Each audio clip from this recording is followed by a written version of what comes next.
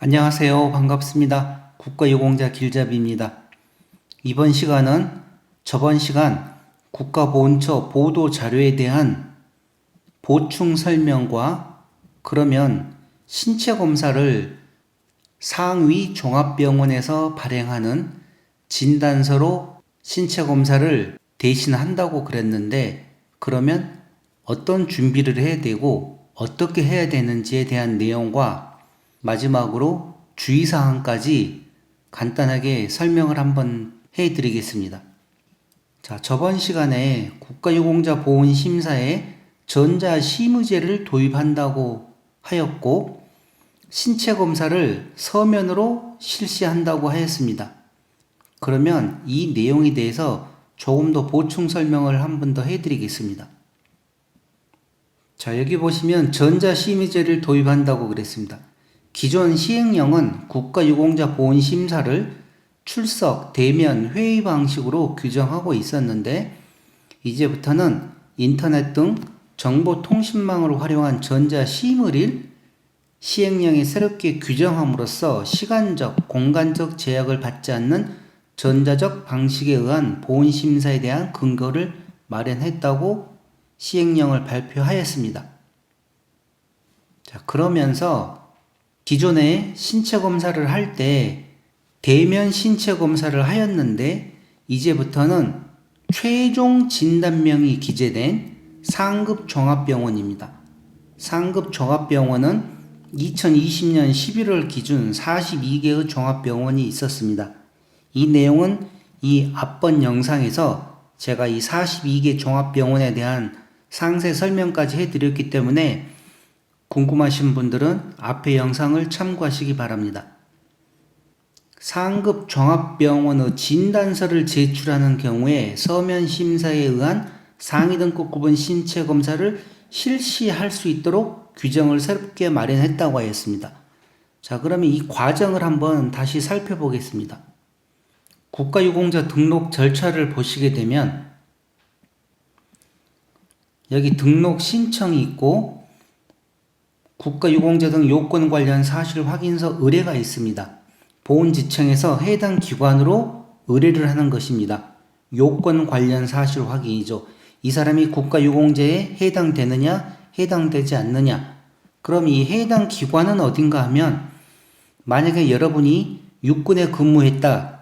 그러면 육군본부가 해당 기관이 되고 해당 기관의 최고 직급은 육군참모총장입니다. 그러면 육군참모총장이 발행하는 요건 관련 사실 확인서가 있습니다. 그 요건 관련 사실 확인서에 상세한 내용이 적혀 있습니다. 그 내용을 다시 보훈처로 통보를 해줍니다. 그러면 보훈처에서 그 서류를 가지고 보훈심사위원회에서 국가유공자 요건을 심의하고 의결한다는 내용입니다. 이럴 때 보훈심사위원회에서 각 요일별을 정해놓고 요일별 분과위원회를 개최를 하여서 서로 상의하고 심사를 하였는데 이제는 그렇게 대면 심의 의결이 아니라 비대면으로 그러니까 화상전화를 이용한 여러 가지 방법이 있습니다. 그런 방법을 이용하여 서로 심의 의결한다는 내용입니다. 그 내용을 전자심의제라고 표현을 했습니다. 그리고 보훈심사위원회에서 심의 의결된 내용을 신청인에게 통보를 합니다. 요건이 인정된 상의에 대해서는 다음 5개 보훈병원에서 신체검사를 실시하게끔. 그러면 이 신체검사는 기존에는 보훈병원에서 보훈신검의와 같이 대면을 하고 신체검사를 하였는데 이제는 보훈병원에서 42개 상위 종합병원에서 발행한 최종 진단서를 참고하여 신체검사를 시행을 하겠다는 내용입니다. 신청인이 보훈병원을 갈 필요 없이 그리고 신체검사에 대한 결과가 나오면 이 내용을 가지고 다시 보훈심사위원회에서 상위 등급 판정에 관련된 심의 의결을 또 합니다. 이럴 때도 기존에는 대면 방식으로 여러 전문가들이 모여서 분과위원회를 결성하고 거기에 맞춰서 이렇게 판정을 하였는데, 이제는 이 내용 또한 비대면으로 전자심의제를 도입한다는 내용이었습니다. 그러니 기간이 엄청나게 단축이 되겠죠. 자, 이렇게 해서 이 심의 의결된 내용을 관할 보훈지청에 통보를 하게 되면 보훈처에서 신청인에게 최종적으로 통보를 합니다. 국가유공자가 되었다. 상위 등급은 몇 급이다. 하고 그렇게 하는 내용인데, 기존에는 이 내용이 보통 10개월에서 1년, 작년까지만 해도 1년이 훨씬 넘게 걸렸습니다. 신청하면서부터 최종적으로 통보받을 때까지. 그런데 만약에 이런 식으로 보훈심사에 전자심의제를 도입을 하게 되면 아마 많은 시간이 단축될 걸로 예상을 하고 있습니다. 자, 그리고 여기 상급 종합병원 지정 명단을 제가 확인을 하여서 설명을 해 드렸습니다. 이 내용들, 이 앞전 영상을 확인을 해 보시기 바랍니다. 그런데 이 지정기관명 이름과 위탁병원에 중복된 이름이 있었습니다. 그래서 저는 그 병원들도 되는 줄 알고 얘기를 했었는데, 다시 자세히 보니까 이 지정기관명에 있는, 예를 들어 건국대학교 병원 그러면 본 병원을 말하는 것 같습니다. 지역에 있는 분과병원을 말하는 게 아니라 서울에 있는 본 대학교 병원, 그렇게 해서 더 자세한 거는 조금 더 찾아봐야 될 것 같습니다. 정확한 병원 위치와 위탁병원에서 제공되는 주소가 같은지도 나중에 한 번 더 찾아봐야 되겠습니다. 자, 그럼 이 내용을 주의 깊게 들으시기 바랍니다. 최종 진단명이 기재된 상급 종합병원 진단서를 제출하는 경우에 서면 심사에 의한 상위 등급 구분 신체 검사를 실시할 수 있도록 규정을 새롭게 마련했다고 그랬습니다. 그러면 어떻게 해야 할까요? 제가 이렇게 신체검사 상위 등급 결정표에 관련된 영상으로 세분화 작업 시작 전에 이런 내용을 만들어 드렸습니다. 영상 안내 및 주의사항과, 그렇게 해서 첫 번째로 눈의 장애와 관련된 내용을 이렇게 영상으로 만들어 드리고, 지금까지 보신 분들은 많은 영상을 보셨을 겁니다. 그리고 신체 부위별 상위 등급의 결정표 주의사항까지 얘기를 드렸습니다. 문제는 이것입니다. 국가유공자나 보험보상 대상자, 그리고 고엽제 후유증, 고엽제 후유 의증은 별도의 신체검사 상위처의 상위 등급 결정표가 있습니다.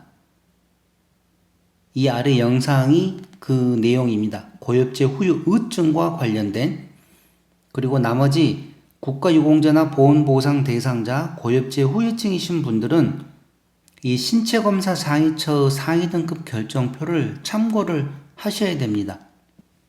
그런데 그 내용을 보시게 되면 너무 많이 뒤죽박죽으로 각각 급수별로 분류가 안 돼 있고 너무 많은 장애 내용이 포함되어 있다 보니 내 상위처와 아니면 내 고엽제 질병과 일치되는 부위를 찾기가 힘들 것입니다.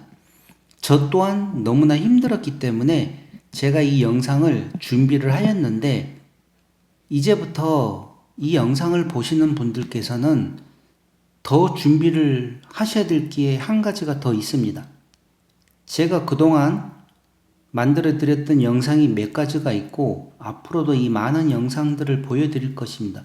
먼저 제가 눈의 장애와 관련된 영상을 만들어 드렸고, 귀의 장애도 만들어 드렸습니다. 그리고 흉터 장애는 다음번 영상일 것이고, 이 말초신경병은 만들어 드렸습니다. 파킨슨병 또한 만들어 드렸고, 이 많은 내용들이 있습니다.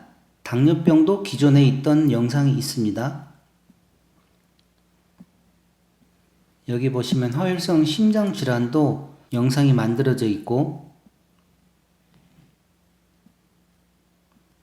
자, 이렇게 해서 총 40개의 큰 분류를 해서 제가 영상을 만들어 드릴 것인데, 어떻게 해야 하는가 하면, 예를 들어 척추와 관련되신 분들께서는 이 척추 장애에 대한 영상을 보시고 내가 몇 급에 해당되는지를 알고 최종 진단서를 발급을 받으시기 바랍니다.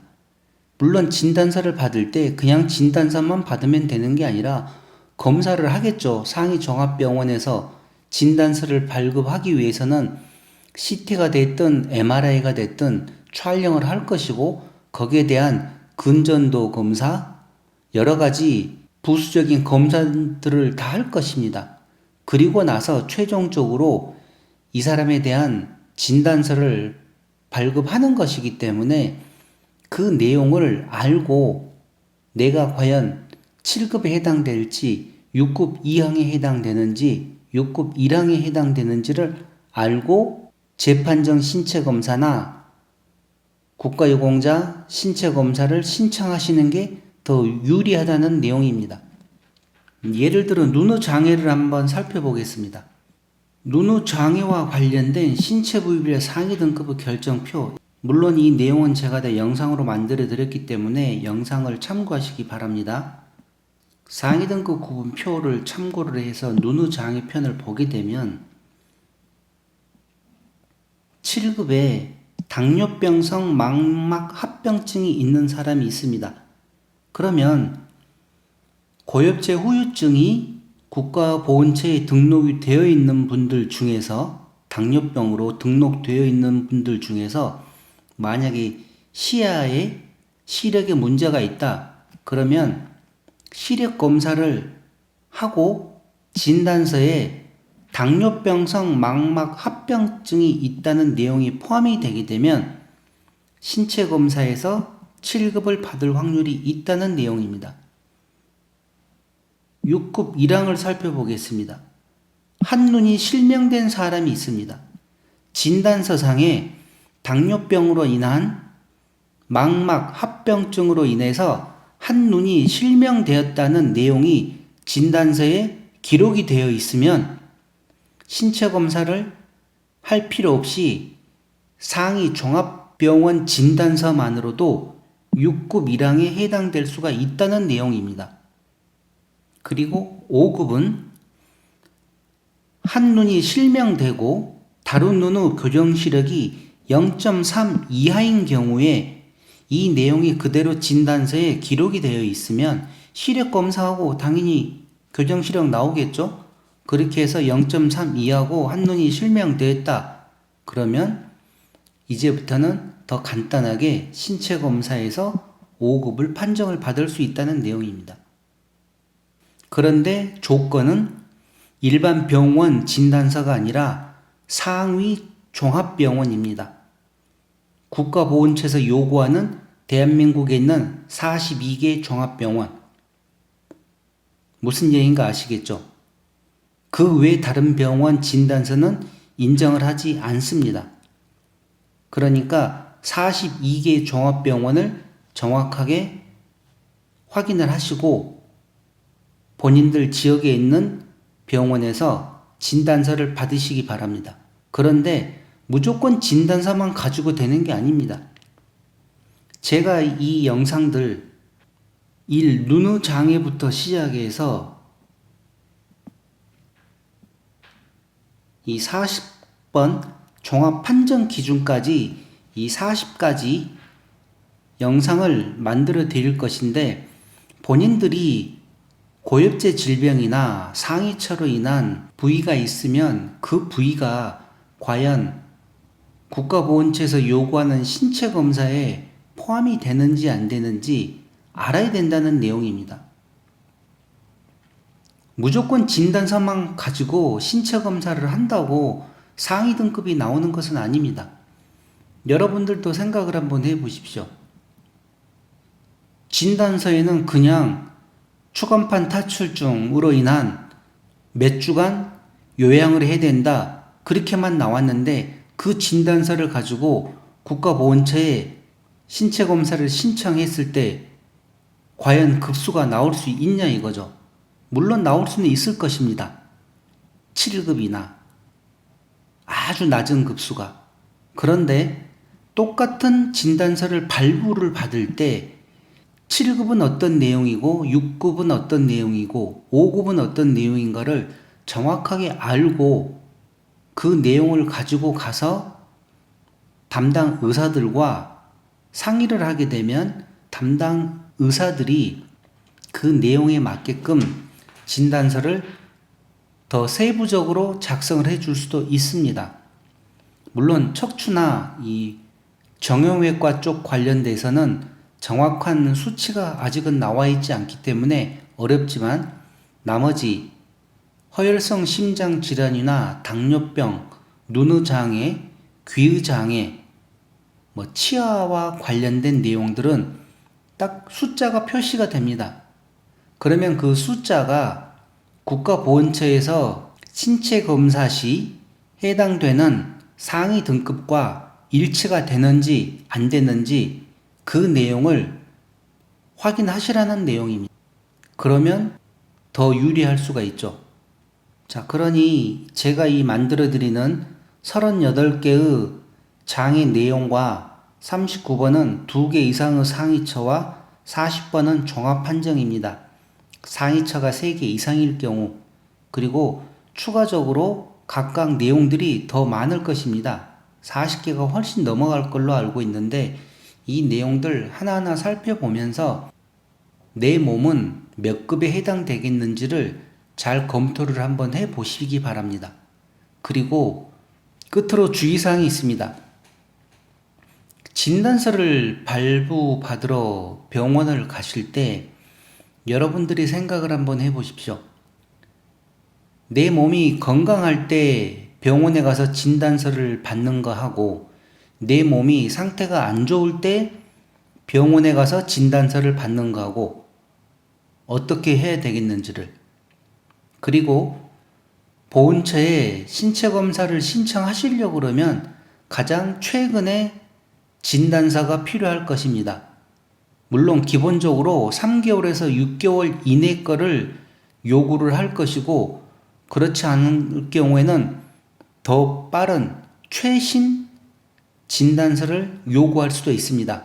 이 질병에 따라서 그 내용이 다 다르기 때문에 가능하면 최근에 발급받은 진단서를 활용을 하시기 바랍니다. 그리고 추가적으로 한 가지 더 주의사항이라고 할까요? 이 내용도 지금 아무리 최종 진단명에 포함된 상위 종합병원의 진단서만으로 신체 검사가 가능하다고 그러지만 신체 검사를 신청할 때는 기존의 상위 등급과 관련된 상위처 또한 신규 신체 검사와 같이 신검을 받습니다. 그러니 신체 검사를 추가로 신청하시려고 하는 분들은 신중히 생각해서 판단하시기 바랍니다. 잘못하면 기준 미달이거나 등급이 하락할 수도 있기 때문입니다. 그러니 가능하면 많이 배우고 정확하게 알면 그때 신청을 하시기 바랍니다. 어설프게 알아서는 안 됩니다. 자, 그럼 이상으로 국가보훈처 보도자료와 관련된 전자심의지의 내용과 신체 검사 시 상위 종합병원에서 발급하는 최종 진단서만으로도 신체 검사가 가능하다는 서면 심사에 대해서 알아보았습니다. 그럼 이번 시간은 이것으로 마치겠습니다. 지금까지 국가유공자 길잡이였습니다.